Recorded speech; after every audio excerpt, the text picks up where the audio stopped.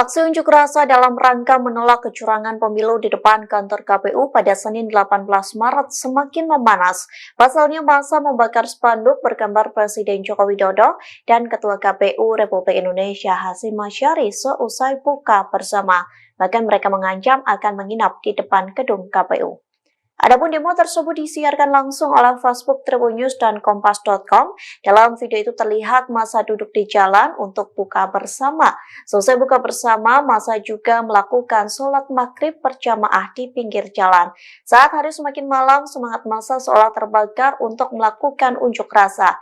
Hal itu dibuktikan saat massa mulai membakar spanduk bergambar Jokowi. Dalam spanduk itu terpampang potret Jokowi dengan hidung panjang dan tuntutan pelengseran. Tak hanya itu, massa juga membakar gambar Hakim Konstitusi Anwar Usman hingga Ketua KPU Hasyim Asyari. Aksi itu disertai dengan teriakan sorak-sorai hingga suara musik yang keras.